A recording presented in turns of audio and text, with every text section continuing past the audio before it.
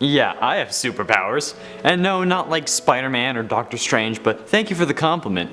I can turn my hands blurry, watch. Greetings gamers and welcome back to Top 10 Gaming. I'm your host Connor Monroe, and if you're new here or haven't yet, be sure you hit subscribe so you can say you're cool because we are so close to hitting 300k and I know we can do it before the end of 2019. And make sure you ring that bell to be notified when we upload. Today we're talking top 10 scary games that will trigger weird phobias, and trust me, some of these are pretty weird. And I'm not shaming anyone for having these, however. So with this done, let's roll the intro.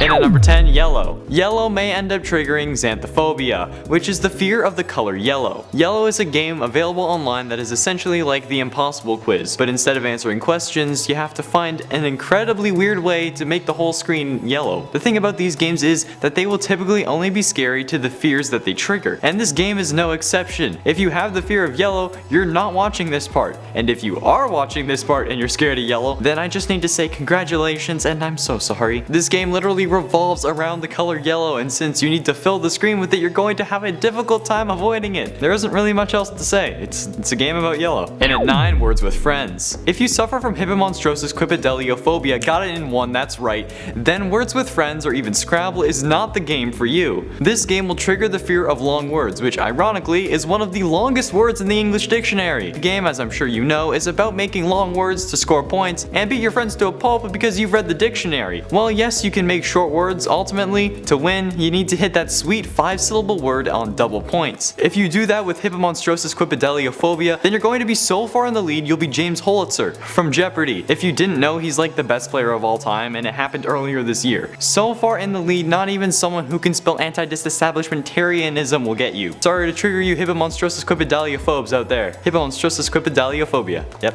And at 8, Job Simulator. While this game is quite the fun or potentially boring VR game, those with ergophobia will be horrified to willingly subjecting yourself to work in a video game. Yes, ergophobia is the fear of work, and Job Simulator, come on, do I really need to explain? It's in the name of the game. No matter what context you do it in, even if you hire the criminal for laughs, it's still terrifying. And while most of these games are just hand and keyboard or a controller, this one is in virtual reality, forcing you to live the experience in the most immersive way possible. I don't know if having this fear would be like a blessing or a curse. Like, yeah, you can say you're terrified of working, and you are, but I'm not sure if there's much benefit to it. We need to work to survive. It's part of the reason why I'm here. I need food and I need to afford rent. But does this also constitute that you're afraid of housework? Or are you afraid of doing something with a purpose, like looking for something up for a specific reason? I'm not sure how these phobias work, to be honest, so if you do, please let me know in the comments because I'm really curious. And at 7, Pope Mobile. I love that this is an actual phobia, and if I had known about it sooner, I'm sure I'd say I have it because it is so interesting. Sometime in 2018, the Pope was going to visit Ireland, and the whole country was preparing. So one person thought it would be hilarious to make a game based around driving the Pope to Ireland as quickly as possible. Papaphobia is the fear of the Pope, and yes, you heard that right. While the Pope is never on screen, you know that he's in the car with you, and that can certainly give anyone a feeling of dread, knowing that you're carrying one of the most important people in the backseat of your Nissan Altima. But those with papaphobia will be scared to even come anywhere close to the car. The game is available in browsers, so if you want a Pope racing game like I know we all secretly do, search it up because it's great.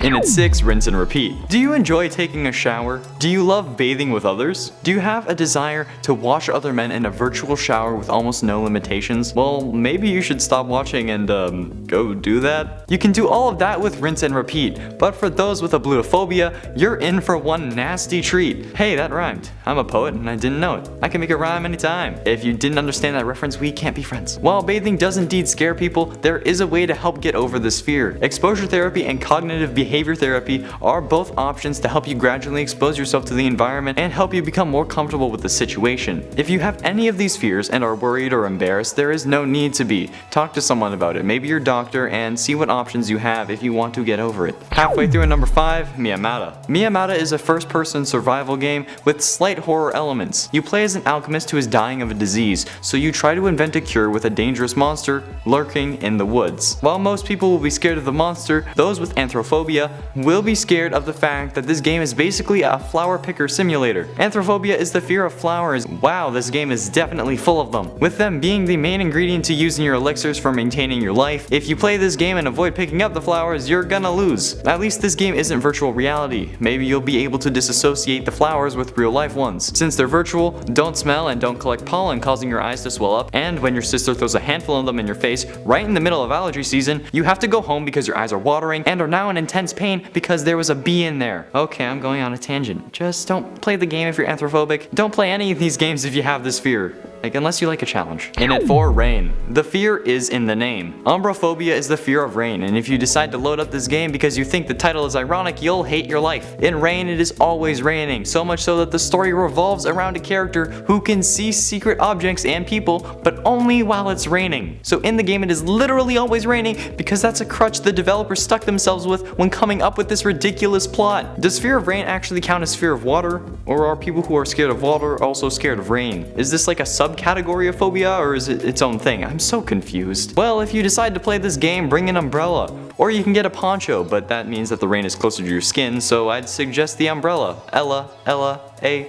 In it 3, Subnautica. Subnautica is an open world survival action adventure game by Unknown Worlds Entertainment that allows the player to explore the ocean on an alien planet. You can see where this is going. Thalassophobia is the fear of the deep, open water, or ocean, and is literally the antithesis to this game. This game does support VR, but unlike Job Simulator, you don't have to play in VR. Not only is this about the open deep ocean, but it also contains monsters like Sea Treader Leviathan, who walks along the ocean floor, the Warper, that looks worse than Cthulhu, the Sea Dragon Leviathan, a huge underwater dragon, the Ghost Leviathan that should have stayed dead, and the Reaper Leviathan that is the horrific face spider of planet 4546b. In it 2, Close Your Eyes. This game is probably an optophobe's worst nightmare. The game Close Your Eyes may sound blissful to those afraid of opening their eyes, but what you'll realize after closing them is that there are secrets behind them. But to continue, you need to open your eyes. While this game is called Close Your Eyes, this is only a small portion of the game. With 3 different endings and an intense story, you'll actually have a good time playing this game if you don't have optophobia, the fear of opening your eyes. The game revolves around the opening and closing of your eyes, and this begs the question, do you also fear closing your eyes, since it means you'll have to open them? Or does this fear pass into a video game since they call it opening and closing your eyes? I have no clue. And finally, taking our number 1 spot, Try to Fall Asleep. Try to Fall Asleep is a game about John Heron, who suffers a terrible accident that causes him physical and mental harm. After healing from the damage, he must try and heal from his brain damage by sleeping, but his hallucinations try to scare him. Somnophobia is the fear of falling asleep, and while for this game you are awake and you repeatedly get scared awake, the game revolves around you trying to fall asleep. Every time you get scared awake, you just need to fall asleep again. Things can get rough for you both in the game and in real life if you have this phobia. So like I've said before, if you have any of these phobias, don't play these games. If you want to use them as a coping mechanism, or if you think that they'll help you, then go for it. But when a game is literally trying to scare you like this one, it is probably not the best idea to add a phobia to the mix, hence why it's at number 1. And there we have it, friends, the top 10 scary games that will trigger weird phobias. If you enjoy, be sure you hit like and subscribe so you can say you were here before 300k and ring the bell to join the clan. While you do that, I will read out some comments from a previous video. MLG Renegade YTTM said, Skitty likes it big. Don't we all? Necruna97 said, anyone else here neither did Epstein? I have no idea what you're talking about, but I see we have an enlightened one among us. Creepy Waffle said, I wonder if police cars can cause seizures. I'm not sure, but I know that the episode's flashing light was definitely faster than a police car's lights. If they were able to cause them, I think that it would be a very big safety hazard, because what if something happened on the highway and a police car goes by? So I'd assume that they don't, because like safety, but again, I'm not sure. Vec14 said, I still see the entries as simply a 10-year-old making them up. Henceforth, why they're crazy at times. I can totally understand that, but in my last video I mentioned how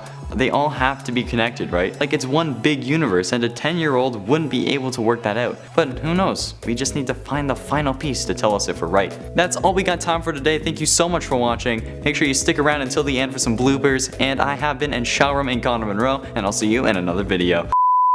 I'm gonna do some bloopers now though, so I can beef up the runtime. Yeah. There you go. Bloopers right there.